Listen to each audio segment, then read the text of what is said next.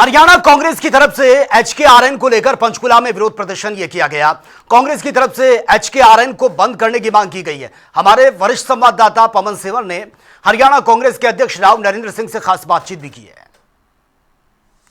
हरियाणा कांग्रेस ने आज एक बड़ा विरोध प्रदर्शन किया है। हरियाणा कौशल रोजगार निगम के जरिए जो रोजगार दिया जा रहा है उस पर ये कांग्रेस का बड़ा प्रदर्शन था। हरियाणा कांग्रेस के अध्यक्ष राव नरेंद्र सिंह इस वक्त मेरे साथ है। तमाम कांग्रेस के दिग्गज आज जुटे हैं। सर, 2-2.5 घंटे तक एक जगह पर बारिश के बीच जो है वो आपका ये विरोध प्रदर्शन आज देखने को मिला है। किस तरीके से कांग्रेस को सड़क पर क्यों उतरना पड़ा? देखिए, हरियाणा कौशल रोजगार निगम जिसकी स्थापना 2021 में भारतीय जनता पार्टी ने इस उद्देश्य से की थी कि कर्मचारी भाइयों का शोषण बंद होना चाहिए, ठेकेदारी प्रथा बंद होनी चाहिए, और इसके माध्यम से उन्होंने रजिस्ट्रेशन मांगा था। लगभग प्रदेश से 15 लाख लोगों ने रजिस्ट्रेशन कराया, लेकिन अफसोस की बात है कि 15 लाख में से केवल 1.13 लाख 1,13,000 के आसपास ही कर्मचारी इन्होंने लिए, और उस 1.13 में से भी 97,000 कर्मचारी दूसरे विभागों से डिप्लॉय किए गए, और लगभग 16,000 कुछ ही नए कर्मचारी लगाए गए। तो इसलिए ये एक तरह का, मैं समझता हूँ, कर्मचारियों का शोषण है।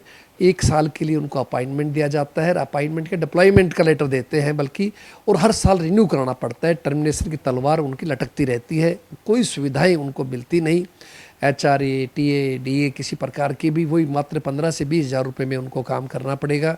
1% सर्विस चार्ज भी देना पड़ेगा। तो इस तरह से कर्मचारी भाइयों को बड़ा महसूस कर रहे हैं। भाजपा ने अपने संकल्प पत्र 2024 में ये वायदा किया था कि हम हरियाणा कौशल रोजगार निगम के 1,20,000 कर्मचारियों को पक्का करेंगे। विधानसभा के अंदर भी कानून लेके आए, लेकिन आज तक किसी कोई कर्मचारी को पक्का नहीं कर पाए हैं, बल्कि कर्मचारी हटाए गए। तो इससे कर्मचारी भाइयों में भारी रोष है। हरियाणा प्रदेश कांग्रेस और कांग्रेस सभी सम्मानित नेता ये महसूस करते थे कि भी हमें उनके साथ खड़े होना चाहिए। इसलिए आज भारी बारिश होने के बावजूद भी पूरे प्रदेश से कोने कोने से हजारों की संख्या में हमारे साथी कार्यकर्ता, सभी हमारे जिला अध्यक्ष, सभी विधायक, सांसद, सीनियर लीडर सारे और सभी लोग आए हैं। उसमें मैं उन सबका धन्यवाद करता हूं अपनी तरफ से, पार्टी की तरफ से, और उम्मीद करता हूं कि आने वाला सत्र के अंदर इस बात को हमारे कांग्रेस के विधायक और जोर शोर से उठाएंगे।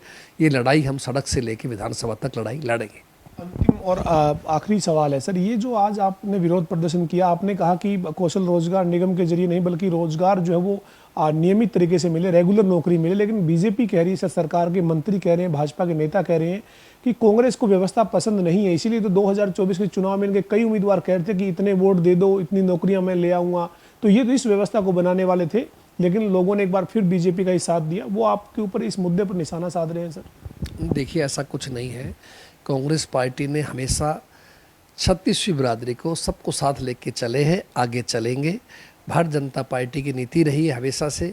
आज हर कर्मचारी, आपका किसान भाई, नौजवान भाई, हर वर्ग नाराज, सरकार से कोई वर्ग खुश नहीं है। जो इन लोगों ने वादे किए 2014 में, 19 में, 24 में, आप उठा कर देखो कौन सा वादा पूरा किया। क्या इन्होंने 2 करोड़ रोजगार प्रतिवर्ष लगाए? क्या 15 लाख खाते के अंदर आए? क्या स्मार्ट सिटी बने?